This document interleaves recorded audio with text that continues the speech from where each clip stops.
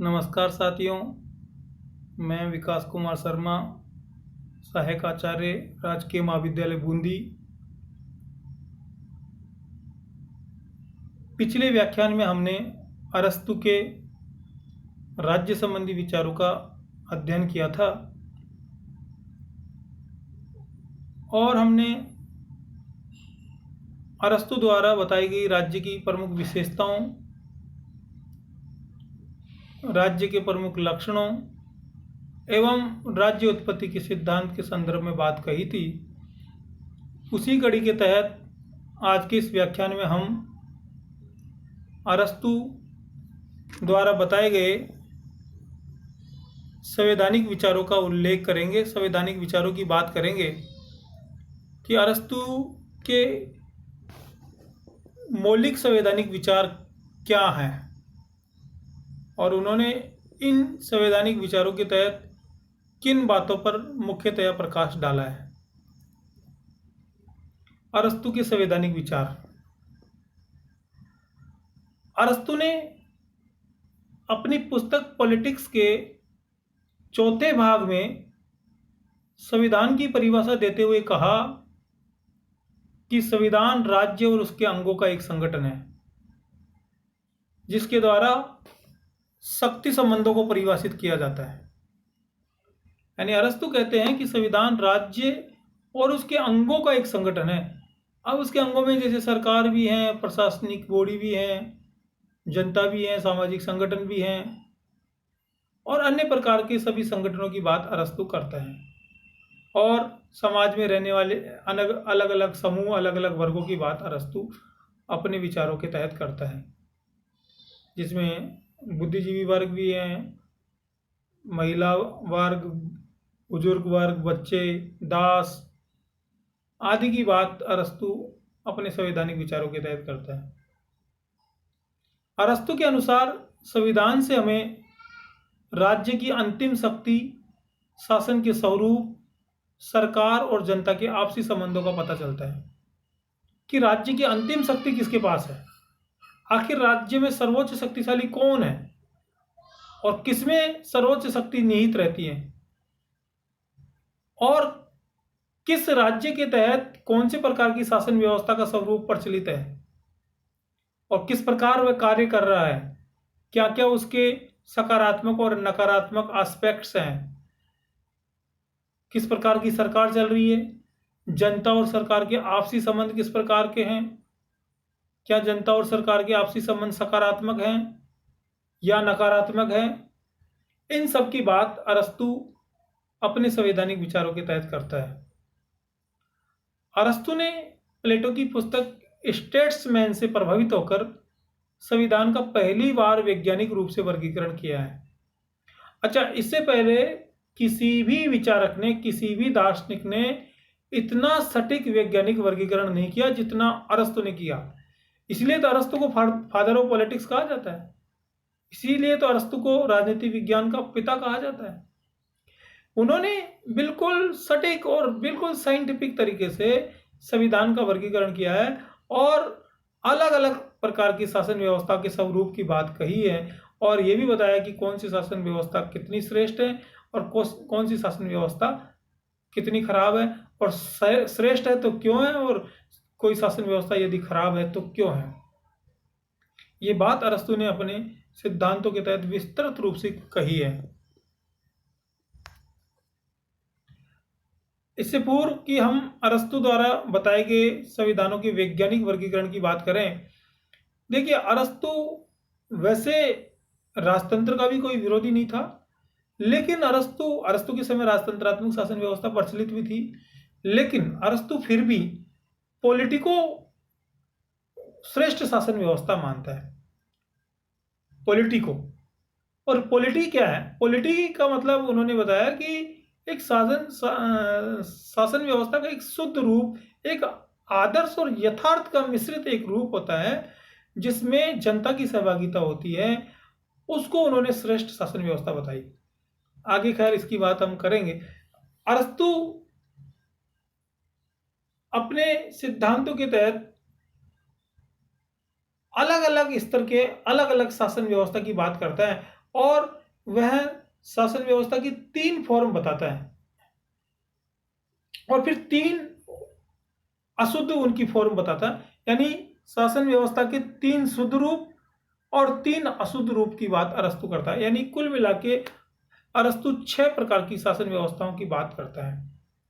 जैसे एक व्यक्ति का शासन, यदि एक व्यक्ति का शासन है और वो अच्छा चल रहा है, यानी उसका यदि पॉजिटिव फॉर्म देखें तो राजतंत्र, और यदि वह विकृत हो जाए तो फिर वह अधिनायक तंत्र। कुछ व्यक्तियों का शासन यदि अच्छा है तो कुलीन तंत्र, और यदि वह विकृत हो जाए तो धनिक तंत्र। बहुत से लोगों का शासन यदि वह अच्छा है तो पोलिटी या प्रजातंत्र, और यदि वह विकृत हो जाए तो अरस्तु उसको भीड़ तंत्र की संज्ञा देता है। तो इस प्रकार शासन की 3 सकारात्मक फॉर्म और 3 नकारात्मक फॉर्म अरस्तु बताता है। राजतंत्र, कुलीन तंत्र और पोलिटी, ये तो शासन व्यवस्था के सकारात्मक स्वरूप है। अधिनायक तंत्र, धनिक तंत्र और भीड़ तंत्र, यह शासन व्यवस्था के नकारात्मक स्वरूप के तहत माने गए हैं। अरस्तु के संविधानों के वर्गीकरण की विशेषताएं। देखिए, अरस्तु संविधानों का संख्या और हित के आधार पर वर्गीकरण करता है। जैसे मैंने अभी बताया ना, एक व्यक्ति का शासन है तो राजतंत्र, कुछ लोगों का शासन है तो कुलीन तंत्र, और यदि बहुत से लोगों का शासन है तो वह पोलिटी या भीड़ तंत्र। तो यहाँ एक तो संख्या और एक हित। अब यहाँ अलग अलग शासन व्यवस्थाओं में जनता और प्रशासन और शासन के हित आपस में अलग अलग प्रकार के होते हैं, और उनके मध्य आपसी टकराव और उनके मध्य आपसी वैमनस्यता मान लो या सहयोग मान लीजिए, ये अलग अलग स्तरों पर अलग अलग प्रकार से देखा जा सकता है।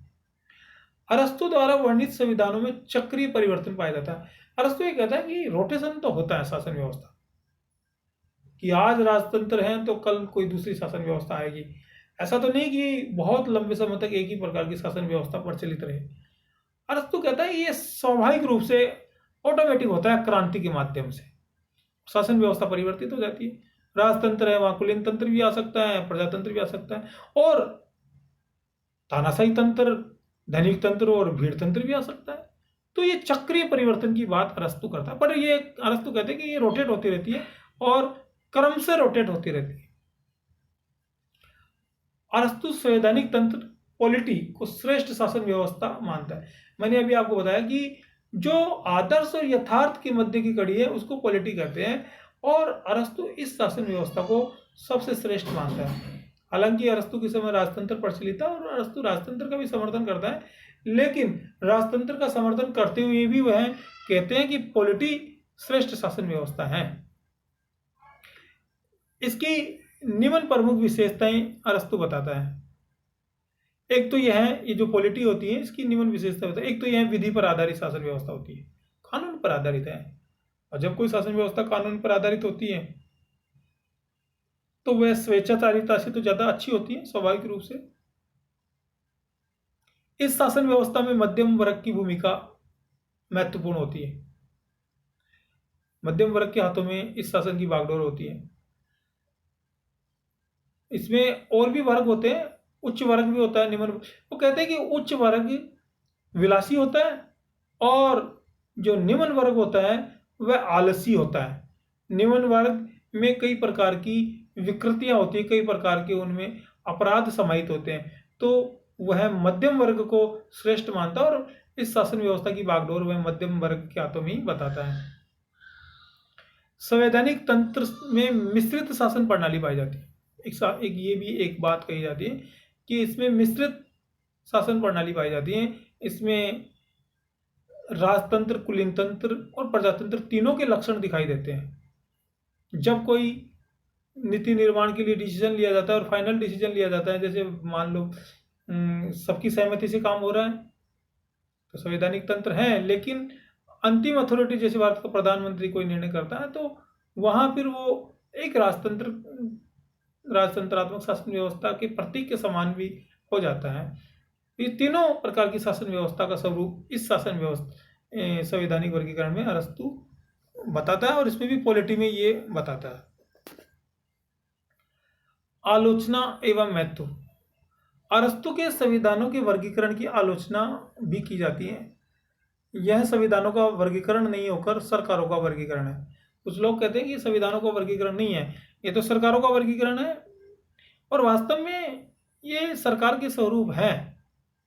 संविधान का वर्गीकरण दिखाई भी नहीं देता, लेकिन अरस्तु ने अपने समय में इसको संविधानों का वर्गीकरण नाम दिया। तो हो सकता है काल के अनुसार धीरे धीरे चीजें परिवर्तित हो जाती हैं। उन्होंने इसको संविधानों का वर्गीकरण नाम दिया और ये धीरे धीरे रूपांतरित होकर सरकारों के वर्गीकरण के रूप में हो गया। तो लेकिन आलोचना की जाती है। इसमें लोकतंत्र को भी निकृष्ट शासन प्रणाली बताया गया। लोकतंत्र को, प्रजातंत्र भी वो जो शुद्ध रूप में है, जो आदर्श और यथार्थ के मध्य। वरना तो अरस्तु ने अपने सिद्धांतों में प्रजातंत्र की आलोचना की है कि प्रजातंत्र एक भीड़ तंत्र है और ये विकृत रूप होता है शासन का। लेकिन अब आलोचना तो की है क्योंकि उन्होंने इस प्रकार की कमी देखी होगी लोकतंत्र में, और लोकतंत्र में होती भी है कमियां, बहुत सी कमियां होती है। जैसे एक तो अयोग्य लोगों का इसमें बोलबाला रहता है, इसमें बहुत से लोगों की आवाज़ ही लोकतंत्र होता है और उसमें सबकी आवाज़ सुनी भी नहीं जाती। इसमें भ्रष्टाचार बहुत ज़्यादा होता है। तो कई प्रकार की कमियां हैं लोकतंत्र में भी। इसमें शासन की बागडोर मध्यम वर्ग को सौंपी गई है तथा शासन में अन्य वर्गों की कोई भूमिका नहीं बताई गई। अब जैसे मैंने आपको बताया ना कि इसमें अरस्तु खुद कहते हैं कि उच्च वर्ग जो होता है, संपन्न वर्ग, वो विलासी होता है, तो उसको इस प्रकार वंचित कर दिया। और जो निम्न वर्ग होता है वह आलसी होता है, उसमें कई प्रकार के आपराधिक प्रवृत्तियां पाई जाती है। तो ये, लेकिन आलोचक कहते हैं कि इसमें अन्य वर्गों को वंचित कर दिया गया।